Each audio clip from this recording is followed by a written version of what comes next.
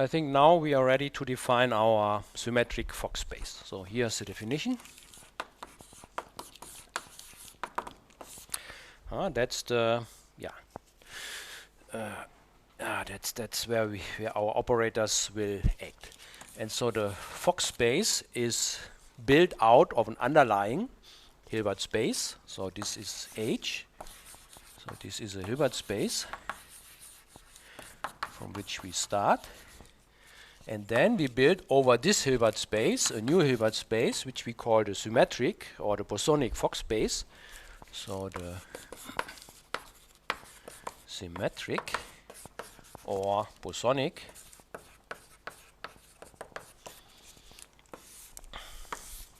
Fock space over H. So this depends on H. So this is again a Hilbert space, but this is in a sense now much bigger Hilbert space. Though of course, if H is infinite dimensional one, the Fock space will also just be infinite dimensional one. So as Hilbert spaces, they are of course isomorphic, but it's giving more structure to this infinite dimensional Hilbert space. So this is the Hilbert space, which I denote usually by F plus. So there is a curly F for the Fock. Plus means the symmetric, and it depends on H. And so maybe another notation would be that I put symmetric here as a subscript, but usually I will do it with the plus. If I would take the fermionic analog of this, so there's also a fermionic Fock space, about which I'm not going to talk, but then I would put a minus here.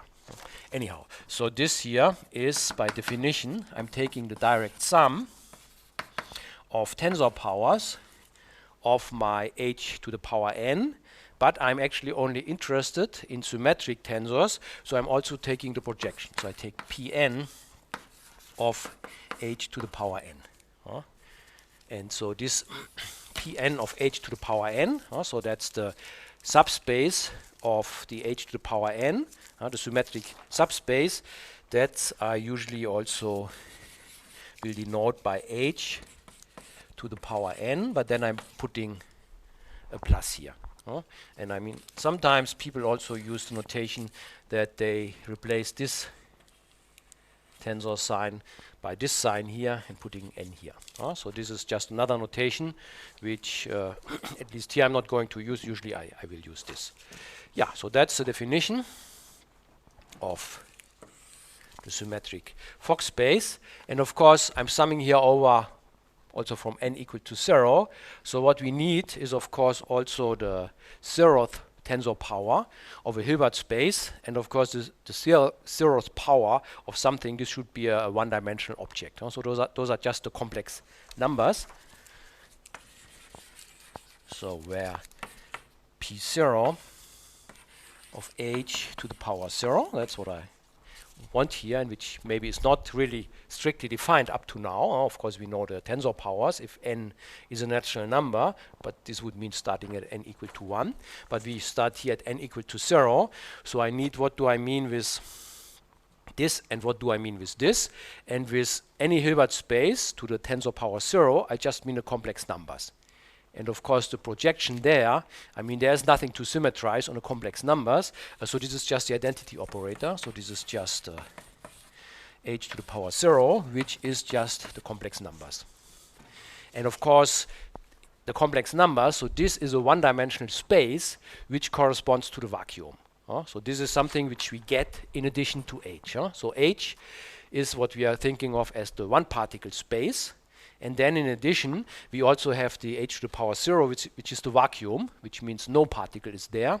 And then the rest is just coming out of generating more particles with the creation operators, which we still have to define. Good. Okay, so yeah, so let me give a name to this. In particular, let me introduce the vacuum. So omega.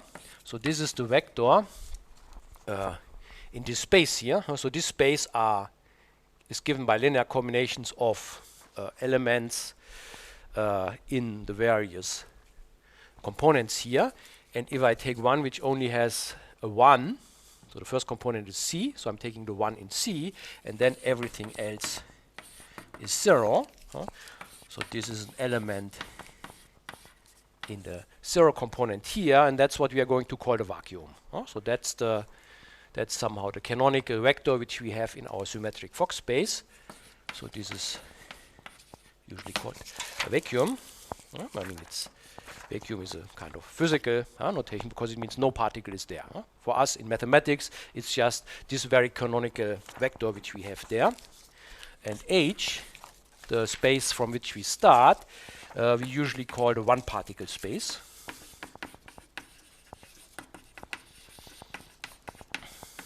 So it corresponds to the different kinds of particles which we have. And then if we go to higher tensor powers, then we have the n particle spaces. So in H tensor n, we are thinking of them as consisting of n particles. But of course, we have symmetric particles. So I have here the H plus. So this is Pn H to the power n. And this is the n particle space. But actually, it's the symmetric one, which corresponds to having bosons as particles here. Yeah. Okay, and it might be good to to make maybe a concrete example, maybe which gives us a better idea what we really have here. And so, I mean, very often for H, for this one particle space, canonical choice is an L2 space. So let's say I'm taking for the one particle space, the L2 space of R. So you can think of this as just having, wave functions. So maybe functions here are giving me the position of the particle which I consider. So what is then the tensor power of this? So then H to the n, this is nothing else than L2 of R to the n. So if I take the tensor product of this Hilbert space L2 of R n times with itself, I'm just getting the L2 of R to the n. So this means L2 of R, this is a function of one variable, and L2 of R to the n, this is a function of n variables. So the function of the one variable gives me the position of one particle, and the n variables, they give me the position of n different particles. And if I now go over to the symmetric subspace of this, then what I consider are functions which are actually symmetric in their variables. So the part of H to the power n in which we are really interested is H plus to the power n. So this corresponds then not to all of L2 of R plus, but only to the symmetric functions. So I'm just looking on F in L2 of R to the n, but those functions which are symmetric in their arguments. And so maybe what do I mean with this? I mean, it should be clear, but of course this means that I have a function. So function here is a function of n variables. So let me call the variables t1 up to tn. So then I should have, at least almost surely, if I'm in the L2 space, that if I'm exchanging here the arguments, the function does not change. So it's a function which is symmetric in its variable. So this means if I'm permuting the variables t1 up to n, up to tn according to permutation sigma, so I take t of sigma 1 up to t of sigma n, then the value of the function should not change, and this should be true for all permutations in my permutation group. Okay, so I hope this gives a good idea of what we are really doing here if I'm taking these tensor powers. So this has a very clear and nice meaning in terms of functions. I'm going over from one variable to n variables. And if I'm taking the direct sum, I'm just taking functions where the number of variables is left open. I can take any number of variables, any finite number of variables.